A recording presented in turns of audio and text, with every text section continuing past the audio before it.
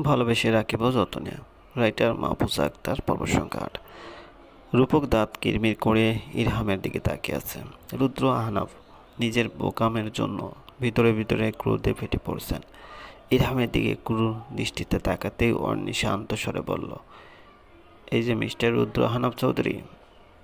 ওর দিকে ওভাবে তাকিয়ে চোখ দিয়ে প্রশ্ন করার চেষ্টা কেন, লাভ হবে না।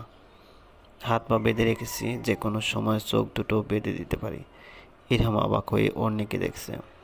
এই মেয়ে এখনও এত শান্ত হয়ে কিভাবে আছে? ও তো ভেবেছিল অর্ণি রেগে ওদের উপর রোলার চালাবে, কিন্তু এখন নিজেই কনফিউজড হয়ে যাচ্ছে। আমার বোন অন্তিকা আপনাকে কোন দিক দিয়ে কম ভালোবাসা দিয়েছিল রূপক?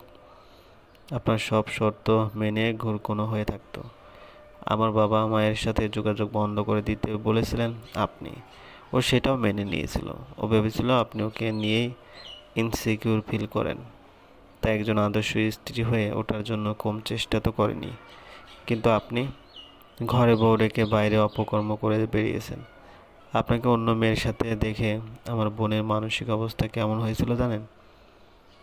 সব সত্য জেনে গিয়েছিল বলে আপনি তার সাথে কি নিকৃষ্ট আচরণটাই না করেছিলেন। আবার ডিভোর্স, অ্যাবর্শন এসবের জন্য প্রেশার দিয়েছিলেন, ভেঙে গুড়িয়ে দিয়েছিলেন ওকে। অন্যের এসব কথা শুনে রূপক বিরক্তি নিয়ে বলল, অন্তিকে বিয়ের কোনো ইচ্ছে আমার ছিল না। যা করেছি শুধুমাত্র বাবার কথা শুনে করেছি।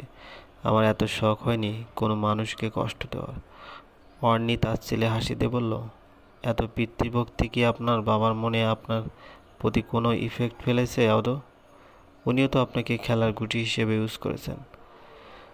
রূপক ভ্রুকুচকে একবার অর্ণির দিকে তাকিয়ে রুদ্র আহনাফের দিকে অবিশ্বাসের দৃষ্টিতে তাকায়। অর্ণি বলল, বিশ্বাস হচ্ছে না?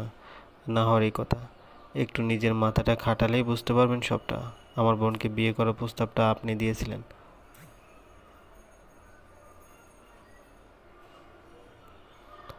উনি শুধু হ্যাঁ মিলিয়েছেন। বিয়ের পর ওকে আমাদের থেকে আপনি আলাদা করেছেন। প্রেশারগুলো আপনি দিয়েছেন। আপিও সব দোষ আপনাকে দিয়েছে।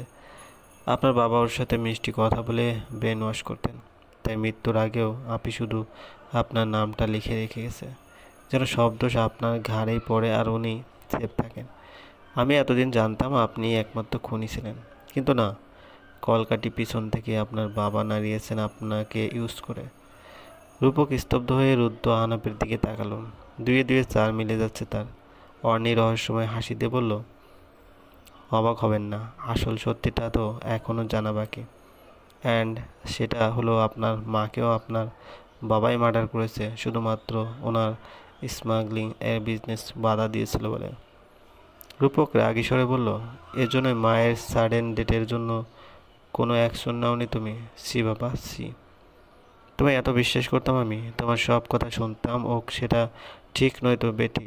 আর তুমি, তোমার কাছে তো আমাদের কোনো গুরুত্বই নেই। এতটা জঘন্য তুমি? রুদ্র আহনাফ দাঁতে দাঁত চেপে বলেন, হ্যাঁ হ্যাঁ, সবটা আমি করেছি। আমার কাছে টাকাটাই সবচেয়ে বড়, তোমাদের কোনো মূল্য নেই। এর জন্যই অন্তিকাকে বউ করে নিয়েছিলাম, শুধুমাত্র তৌহিদ আনহারের ব্যবসাটা নিজের করে নেওয়ার জন্য। কিন্তু সেটা সম্ভব হয়নি বলেই ওকে ছেড়ে দিতে বলেছিলাম, কিন্তু মেয়েটা মাঝরাতে পালিয়ে গেল।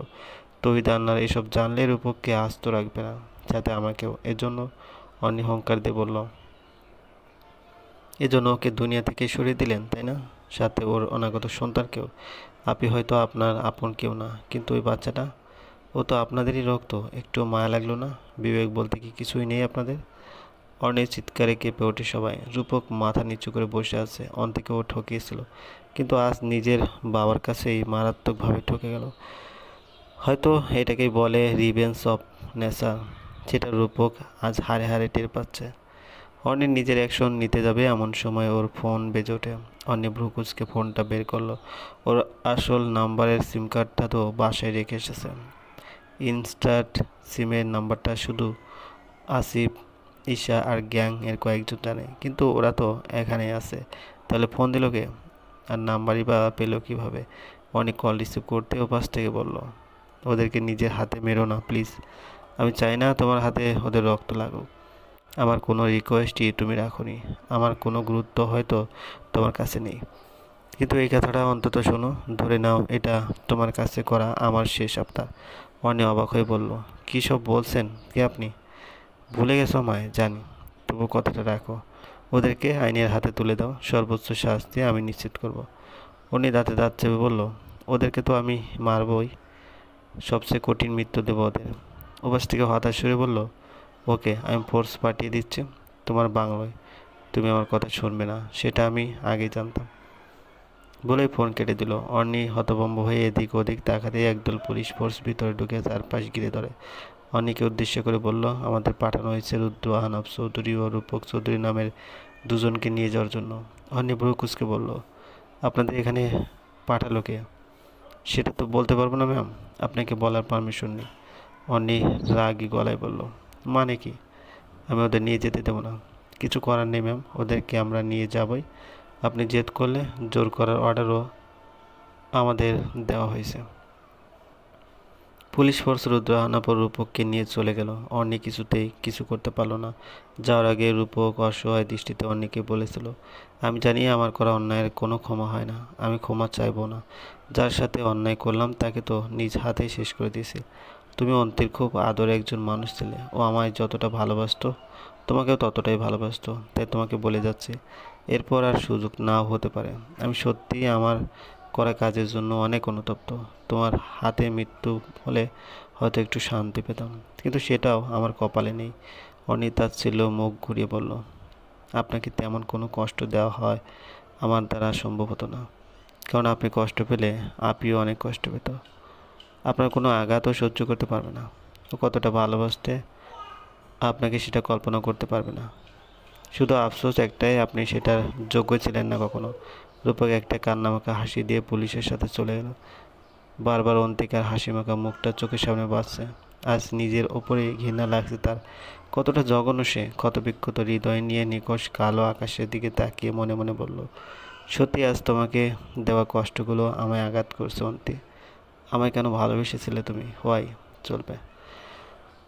গল্পটি ভালো লাগলে অবশ্যই লাইক করুন, কমেন্ট করে জানিয়ে দেবেন। চ্যানেলে যদি নতুন হয়ে থাকেন অবশ্যই সাবস্ক্রাইব করে পাশে থাকা বেল আইকনটি প্রেস করে রাখুন। ধন্যবাদ, ভালো থাকবেন।